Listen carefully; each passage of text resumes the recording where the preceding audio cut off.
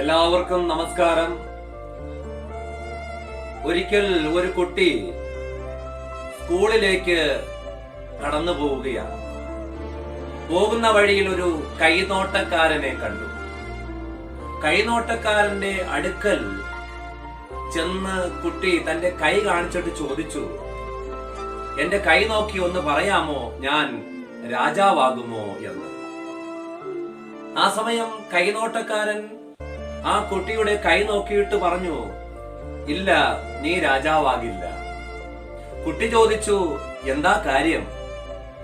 കൈനോട്ടക്കാരൻ പറഞ്ഞു, രാജാവാകണമെങ്കിൽ കയ്യിൽ ഒരു നേർവര ഉണ്ടാകണം, അത് നിനക്കില്ല.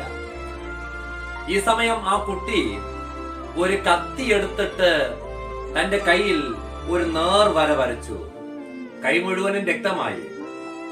ആ രക്തത്തിന്റെ തുള്ളികളൊക്കെ അവിടെ ചിതറി.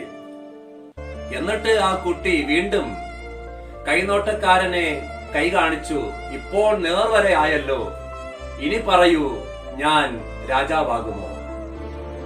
കൈനോട്ടക്കാരൻ പറഞ്ഞു, നീ രാജാവല്ല, നീ ചക്രവർത്തിയാകും. നീ ചക്രവർത്തിയാകും. ആരാണ് ആ കുട്ടി എന്ന് അറിയാമോ? ആ കുട്ടിയാണ് നെപ്പോളിയൻ ചക്രവർത്തി. ജീവിതത്തിലെ ചില നിശ്ചയദാർഢ്യവും ധൈര്യവും അതുപോലെ തന്നെ ത്യാഗവും പരിശ്രമവും ഒക്കെ നമ്മെ ഉയരങ്ങളിലേക്ക്, ലക്ഷ്യങ്ങളിലേക്ക്, ആഗ്രഹിക്കുന്ന ഇടങ്ങളിലേക്ക് എത്തിക്കാറുണ്ട്.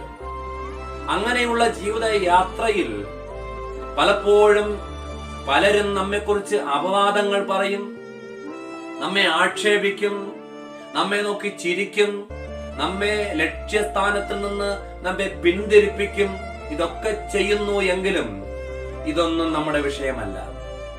നമ്മുടെ വിഷയം എന്ന് പറയുന്നത് ലക്ഷ്യത്തിൽ എത്തിച്ചേരുക എന്നതാണ്.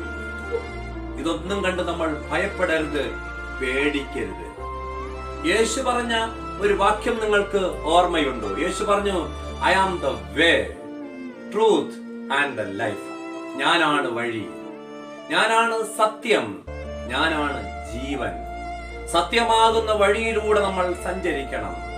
നമ്മൾ സഞ്ചരിക്കുന്ന വഴികളിൽ നമ്മുടെ ജീവിതത്തിൽ ശരികളാണ് എങ്കിൽ, ശരികളിലൂടെയാണ് നമ്മൾ സഞ്ചരിക്കുന്നു എങ്കിൽ തീർച്ചയായും ലക്ഷ്യത്ത് നമുക്ക് എത്തിച്ചേരാൻ കഴിയും. അങ്ങനെ ക്രിസ്തുവാകുന്ന വഴിയിലൂടെ, സത്യത്തിന്റെ പാതയിലൂടെ, ശരിയുടെ വഴിയിലൂടെ നമുക്ക് ലക്ഷ്യസ്ഥാനത്ത്